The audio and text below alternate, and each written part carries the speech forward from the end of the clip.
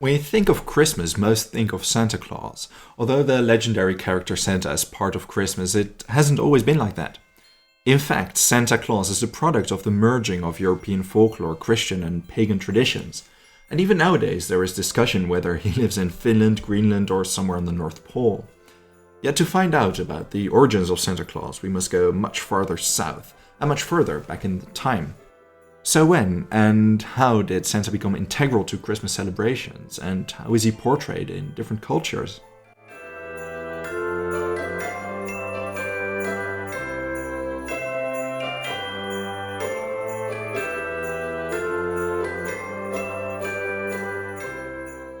Although Santa Claus originated in the United States during the 18th century, he didn't suddenly appear. In fact, the jolly white-bearded old man that we have come to know as Santa was inspired by several European folklore characters that were sometimes centuries older. One of these legendary characters is Sinterklaas, and the eponymous celebration that is still ingrained in Dutch culture to this day. With the colonization of the American continent, many Dutchmen reached the New World to build up a new life. These Dutchmen took with them their traditions, and one of the most iconic traditions in the Netherlands is Sinterklaas. That doesn't mean that Dutch people don't celebrate Christmas. In fact, they celebrate both during December. It makes for quite a cozy but expensive month. Now, what are the origin stories of Sinterklaas, and how did he become the inspiration for Santa Claus? Well, Sinterklaas originated in medieval Northern Europe. The celebrations were based on Saint Nicholas, a Greek bishop of Myra, present-day Turkey, that mainly lived during the 4th century. The name day of Saint Nicholas was on December 6th, with annual celebrations occurring on the evening of December 5th, with family get-togethers and exchanges of gifts.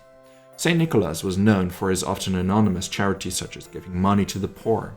Over time, this changed to parents giving gifts to children that had behaved well throughout the years. After centuries of celebrating this tradition, many things changed and were added.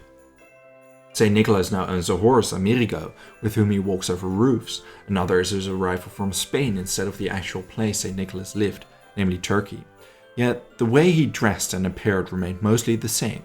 To this day, he still wears a red mitre, bishop robes, and sports a long white beard. So we can already distill some aspects which inspired modern-day Santa Claus. Yet there was one problem with St. Nicholas if you look at the trajectory of European history. He was a Catholic saint, and during the Reformation of the 16th and 17th centuries, Catholic celebrations were banned from large parts of Northern Europe that embraced the Reformation, including the Dutch Republic. Although Sinterklaas was, in theory, prohibited, private celebrations continued, and a perfect example of this is Jan Steen's late 17th century painting, The Feast of St. Nicholas, clearly indicating that at the time it was still celebrated in household circles. Yet sources also suggest that in Calvinist territories of the Holy Roman Empire, the celebrations were simply moved to Christmas Eve instead of December 5th. As such, these celebrations slowly started to merge with Christmas celebrations already. Subsequently, during the 17th century in England, the mythical figure of Father Christmas came to be. Just like Sinterklaas, Father Christmas was an old man with a long white beard handing out presents to children that behaved well. In contrast to Sinterklaas, he resided on the North Pole and wasn't a stern old man but a jolly one. The next couple of decades, this character spread to France as Père Noël and Spain as Papa Noël. Having looked at the traditions of Sinterklaas and Father Christmas, it is relatively easy to see how Santa Claus came to be in the United States. When the migration of British and Dutch colonists gained traction to the New World, both traditions started to mix over the centuries. The first official record of Santa Claus, which is the Americanization of Sinterklaas, was in December 1773 in the Revington's Gazette. This Santa Claus too delivered presents via chimneys, yet his outward appearance, a jolly old man in a red snowsuit, was based on Father Christmas.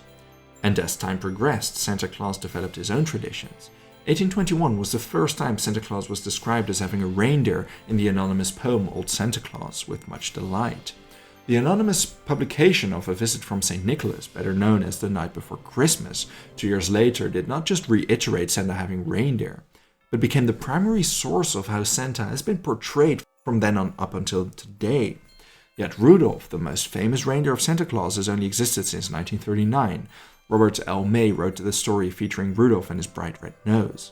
The 1949 song Rudolph the Red-Nosed Reindeer hit number 1 on the Billboard Pop Singles chart that same year. Until the 1980s, it remained the best-selling record of all time. It is theorized Santa's 8 flying reindeer were inspired by Norse mythology, specifically by Odin's 8-legged horse Sleipnir. This too is a similarity with Sinterklaas and his horse traveling over roofs from chimney to chimney. As for Odin himself, he is often portrayed with a long white beard, broad hat and red cloak. Funnily enough, it was the 1930s Coca-Cola campaign that popularized Santa Claus even more. Up until then, Santa was occasionally depicted as a normal-built man, like St. Nicholas. In 1863, the cartoonist Thomas Nast portrayed him as a heavier man for the first time in his drawing, A Christmas Furlough. It resembled the English Father Christmas's usual depiction and it became rather popular. Yet, Nast's most famous drawing was his Merry Old Santa Claus from Harper's Weekly, January 1881 edition. To this day, this drawing resembles Santa Claus as we know him today. So, over time, Santa was increasingly portrayed as a chubby and plump man, until the 1930s Coca-Cola campaign cemented the image of a jolly bearded red suit wearing older men. This drawing by Haddon Sundblom of 1931 was the first of many, and ever since Coca-Cola and Santa Claus have been inextricably connected. Then again, Santa Claus is a very welcome icon for advertising. I honestly was very surprised to find out that Santa is a chain smoker, and there are more vintage advertising posters of Santa smoking a cigarette than I can even sum up. And I have to emphasize, just in case, these vintage posters are shown in a historical context. They're not an advertisement. Now, although I've mainly focused on Sinterklaas and Father Christmas, Santa Claus is similar to its Russian counterpart as well. Ded Moroz, as he is called, is the Slavic pagan version of Santa Claus and Father Christmas. His name translates to as much as Grandfather Frost. Instead of Christmas Eve or December 5th, Ded Moroz brings presents to children on New Year's Eve. Instead of a carriage with flying reindeer, Ded Moroz rides a troika, a traditional Russian sleigh with 3 horses. When he's out delivering presents, he's accompanied by his granddaughter, Snegorochka, or the Snow Maiden. In Denmark, Santa's equivalent is the Juleman or Yuleman. He too has a large sack of presents and travels in a sleigh pulled by reindeer. His little helpers, Julenisser, are akin to the elves that work in the workshop, crafting and packaging presents for children. Finland has the claim that Santa lives in Finnish Lapland. According to a newspaper article from 1925, Santa's reindeer couldn't graze on the North Pole, so he moved to Lapland. Yet his name isn't Santa Claus, but Joulupukki. His name, just like his Danish equivalent, refers to the old Germanic Julefest, a tradition that has slowly been overtaken by Christmas.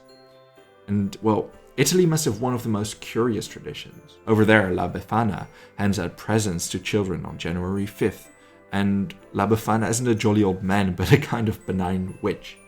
According to legend, she didn't want to accompany the 3 wise men to Bethlehem before the birth of Jesus, as she was cleaning her house. She changed her mind too late, and to this day she hands out candy to children in an attempt to find the baby. Thank you for watching this video, and a very Merry Christmas to all of you.